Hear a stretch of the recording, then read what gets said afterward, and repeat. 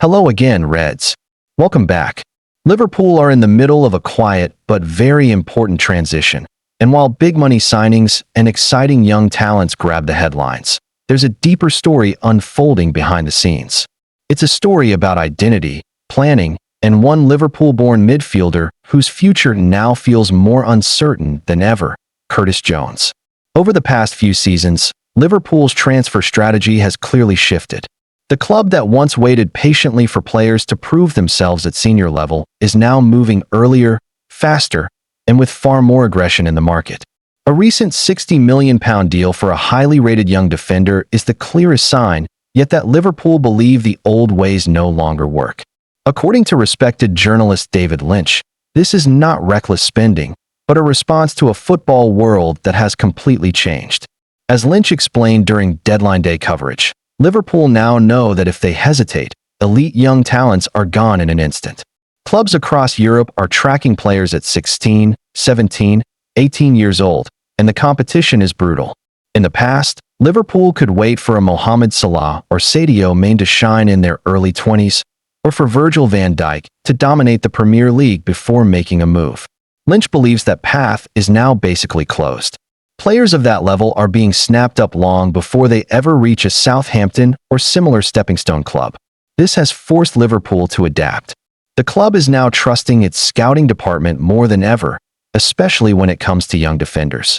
Lynch pointed out that internally, Liverpool believe they have improved in identifying top talent earlier, even if those players don't yet have many elite-level minutes.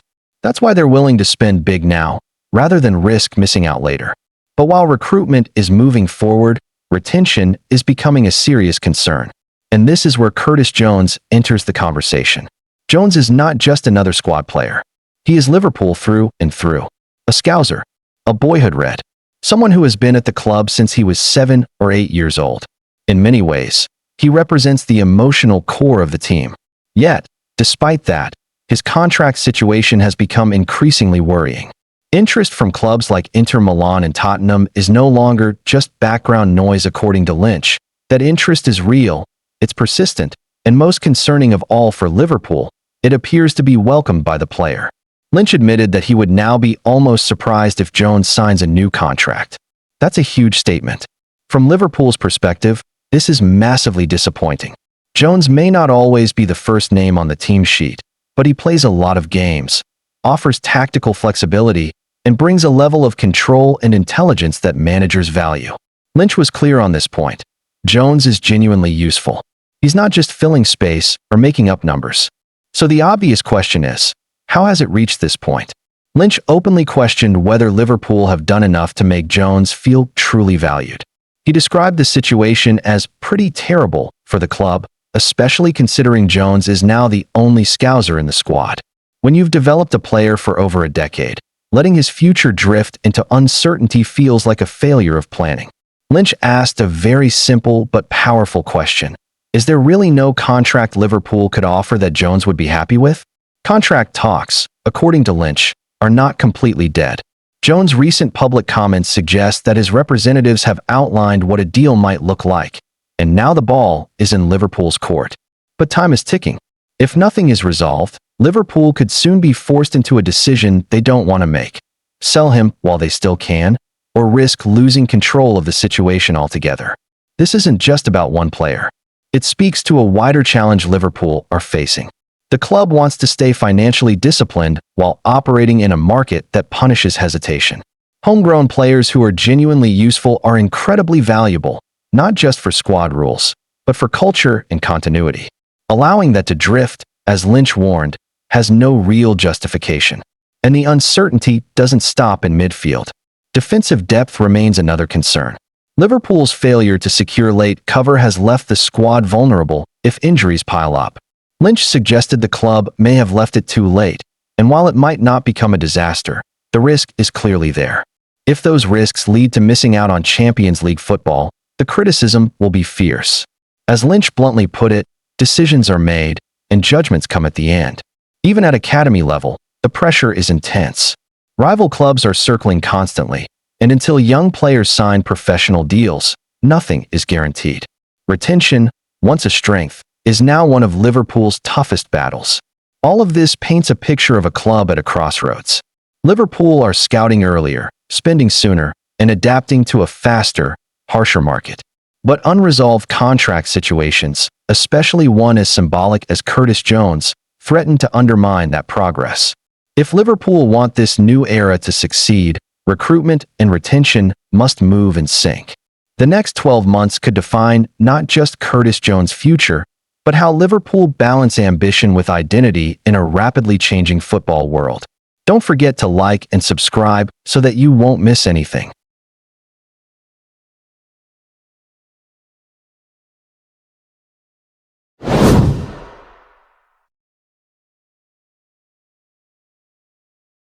Reds, welcome back. Liverpool's summer transfer plans are slowly starting to take shape, and once again, defensive reinforcements are at the center of attention. With Arne Slot preparing for his first full season in charge, fans are eager to know which players could arrive to strengthen the backline and give the squad a fresh edge. While many rumors swirl around every single day, not all of them carry real weight. Some are serious scouting leads, others are early-stage ideas, and a few are simply wide of the mark. Today, we cut through the noise and bring you the clearest picture yet of what Liverpool are actually looking at when it comes to defensive targets. It is no secret that Liverpool have been monitoring center-backs and versatile defenders across Europe. Injuries, heavy schedules, and the need for competition in key positions have convinced the recruitment team that strengthening the defense is a priority. Instead of rushing into quick fixes, the club appears to be following a long-term strategy, targeting young, technically strong players who fit the modern Liverpool style. Calm on the ball, tactically intelligent, and capable of playing in a high defensive line. One name that has recently entered the conversation is Ajax center-back Yuri Bass. Reports suggest Liverpool are keeping a close eye on the 22-year-old, who has been impressing in the Eredivisie with his composure and positional awareness. Bass is known for staying calm under pressure, reading the game well, and making smart decisions rather than diving into risky tackles. These are exactly the qualities Liverpool value in their defenders. At this stage, any interest in Bass is believed to be early and exploratory rather than advanced. That means there are no negotiations, no official talks, and no agreement on the table. Instead, Liverpool scouts are simply gathering information, watching his development, and assessing whether he could become a realistic option in the future. This approach fits perfectly with the club's model of planning ahead rather than reacting late. Another defender linked with Liverpool is Ryan Flamingo of PSV Eindhoven. The 23-year-old has become a regular figure in PSV's defense and is valued for his physical strength, versatility, and ability to play across the backline. Flamingo can operate as a center-back and also cover wider defensive roles, which makes him an attractive option for a manager who values tactical flexibility. Liverpool's interest in Flamingo is part of their continued focus on the Dutch league, where they have historically found talented players who adapt well to English football. However, just like with Bass, this link is understood to be part of wider scouting activity rather than a sign that a transfer is close.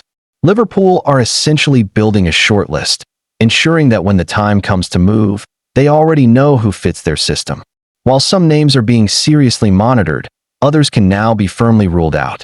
One of the biggest rumors recently involved West Ham right-back Aaron Wan-Bissaka. Reports suggested Liverpool were interested in bringing him to Anfield, especially following his strong performances since leaving Manchester United. However, West Ham sources have dismissed these claims, describing them as completely inaccurate.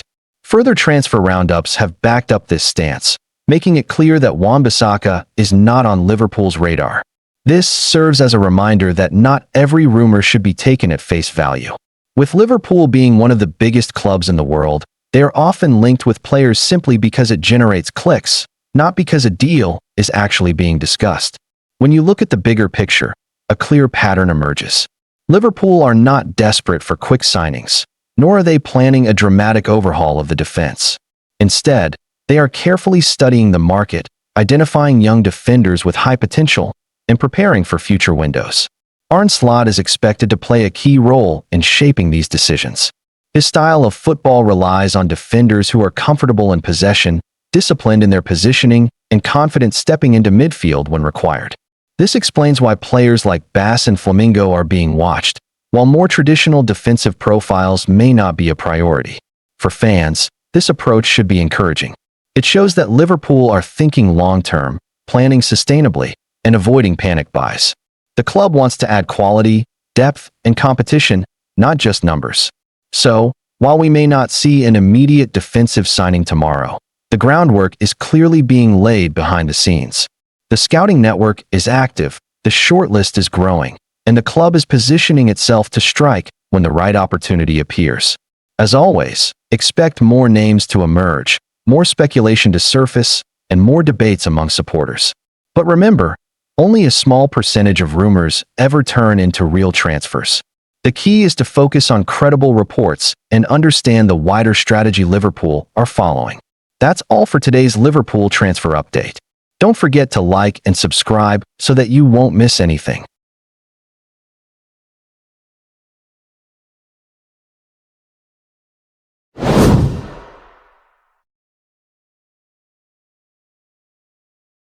Reds, welcome back to your beloved channel. Liverpool have done it again.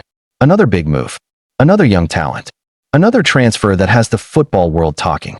And this time, the reaction has been loud, controversial, and impossible to ignore. Jeremy Jacquet is officially set to become Liverpool's first signing of the summer. The deal was wrapped up right on deadline day, and it follows a clear pattern we've seen from the club over the last year, investing heavily in young, high-potential stars.